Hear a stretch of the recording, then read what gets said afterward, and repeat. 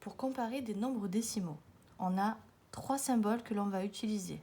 Celui-ci qui signifie inférieur à, on met le petit nombre du côté qui est petit et le grand nombre du côté qui est grand. Ce symbole-là qui signifie supérieur à, je mets donc le grand nombre de ce côté, le petit nombre de ce côté.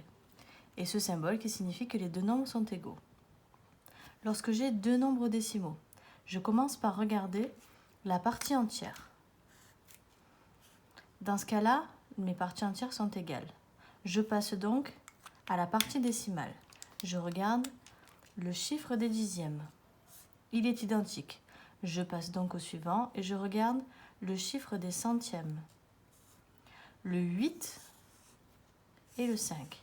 Le 8 est plus grand, donc je vais mettre le symbole dans ce sens, qui signifie que 6,35 est inférieur à 6,38, car le 8 est plus grand que le 5, ou le 5 est plus petit que le 8. Pour comparer 3,4 et 3,40, je procède de la même manière. Je regarde la partie entière, elles sont égales. Je passe à la suite, je regarde la partie décimale, le chiffre des dixièmes est le même. Je passe au chiffre des centièmes. Ici, je n'en ai pas. Ici, j'ai 0. Si je n'en ai pas, ça signifie que je n'ai rien du tout. Et quand je n'ai rien du tout, j'ai donc 0. Je dois donc comparer 3,40 avec 3,40. Ce sont deux nombres qui sont égaux. Je mettrai donc le symbole égal. Pour comparer 6,19 et 6,125, la partie entière est la même. Le premier chiffre des dixièmes,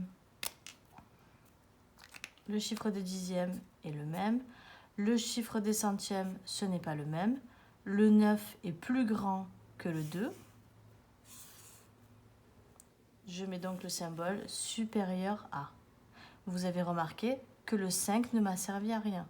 Je n'en ai pas besoin puisque le chiffre des centièmes est déjà différent. Je m'arrête donc ici. Pour comparer 5,2 et 5,02,